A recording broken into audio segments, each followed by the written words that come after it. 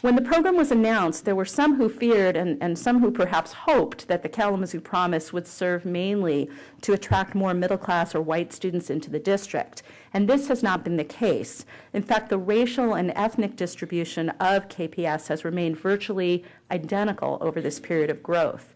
We have seen the first white enrollment growth in the district in several decades, but this is a function of the district growing overall. The Black and Hispanic populations have also increased in proportion to that.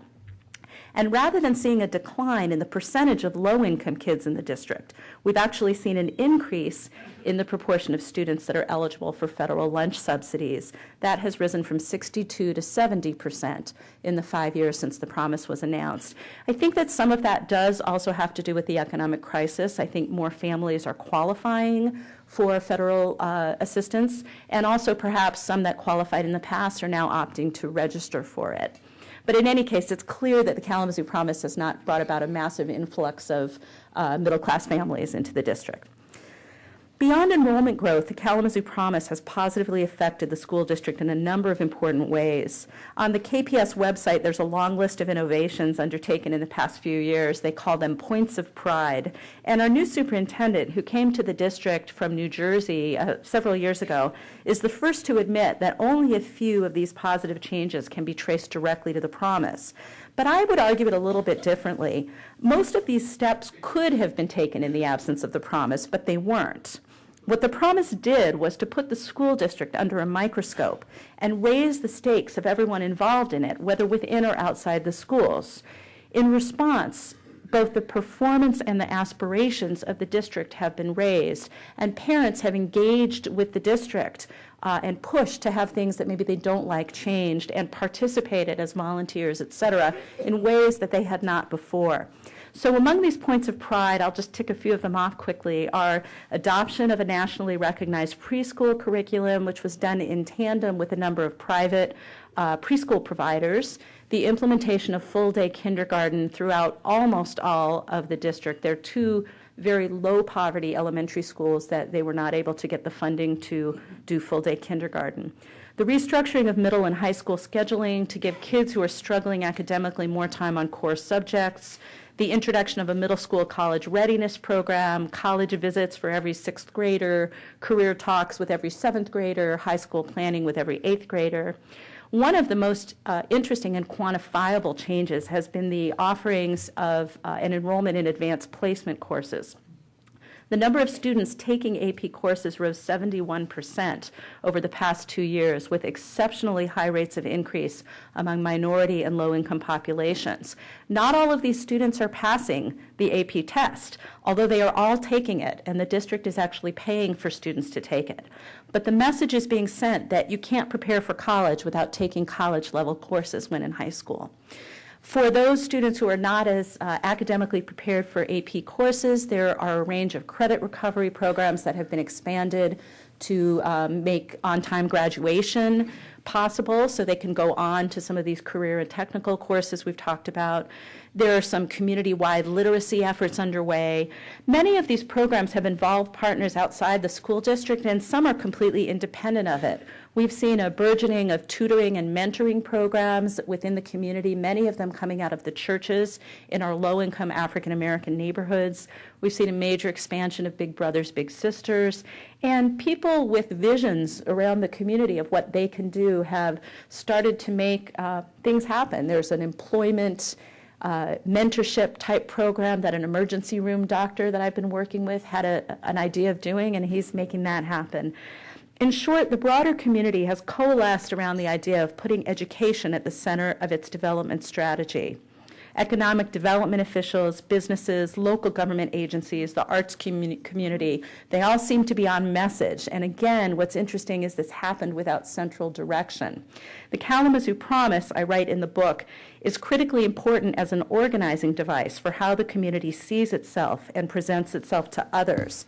By anchoring the region's economic development strategy in educational opportunity, the program draws together the community's most valuable assets into a coherent framework and connects them to each other in a way that resonates with many different audiences. I want to mention one other thing about the school district that I think is important. We've seen these cultural changes in the direction of more of a college-going culture, but there's some important structural changes as well. The enrollment growth that I talked about and a bond issue that was passed by voters right after the promise was introduced made possible the building of 2 new schools. And one of those was a middle school. So the school board needed to undertake a redistricting effort to find kids to go to this middle school. They redistricted the high schools at the same time, and they redistricted all the secondary schools with an eye to creating greater socioeconomic balance from school to school. So you no longer had one school that had most of the middle class kids and the other schools that had most of the poor kids. That has been very positive for the community, for the schools. It desperately needs to be done at the elementary school level, where low-income enrollment ranges from 33% at one school to 99% at another. So that's something that really needs to be done. Before turning to questions, I do want to spend just one more moment talking about who is using the promise. 4 out of 5 of those eligible for the scholarship have used some portion of it thus far. The donors, as I said, this is an expensive program, have spent $17 million to send over 1,500 students to college. Interestingly, 2/3 of those students have opted to stay local, going either to our local community college or our local four-year university, Western Michigan University. And 90% have gone to 4 schools, the 2 local institutions, Michigan State and the University of Michigan. The good news is that low-income students and students of color are using the Kalamazoo Promise at the same rate as middle-income and Caucasian students. The bad news, though, is that more low-income students are struggling once in college. And if you look at college persistence rates from freshman to sophomore to junior to senior, you see very good rates for Kalamazoo Promise users who started at 4-year schools, regardless of race or income. You see very poor rates for students who started at 2-year schools. And of course, the low-income kids who are disproportionately represented by the kids of color are those who are also tending more likely to be academically less prepared, and they're going to the 2-year colleges, and they are struggling with retention. So this is not at all an acceptable situation, but it's something that I think is likely to change over the coming years as the Kalamazoo Promise takes hold. For students who were in 10th, 11th, 12th grade when the promise was announced, they had very few degrees of freedom. They'd already made their choices about high school classes, and they already had achieved a certain level of basic math and English literacy. The younger students are going to have much, much more freedom. For kids who were in kindergarten in 2005, who spend 13 years hearing from their teachers, principals, and friends that they are going to college, and who are encouraged to make the choices that will lead them there, their degrees of freedom are going to be phenomenally expanded. The message is being reinforced throughout the district at all levels. As our superintendent says whenever he has the chance, the Kalamazoo Promise is not a carnival prize you win when you graduate, but rather the reward for hard work all along the way and a stepping stone to your career.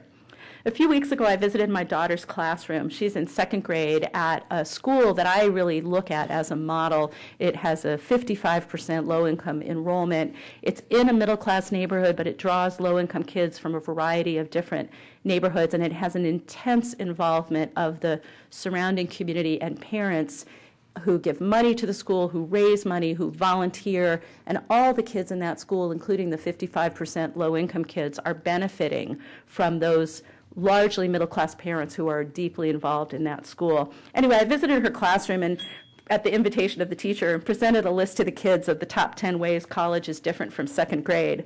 So this ranged from the novel idea that your teachers don't give you your books, you have to go to the store and buy them, and that in the cafeteria there's an all-you-can-eat ice cream bar. So they were excited about that.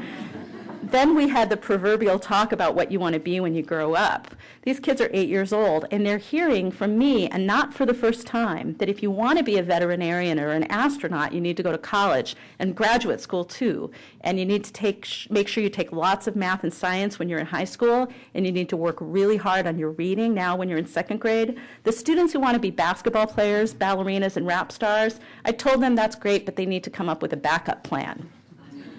It's critical to keep in mind the long-term nature of the gift. The first group of Kalamazoo Promise graduates is finishing their 4-year programs this spring, and not that many are graduating.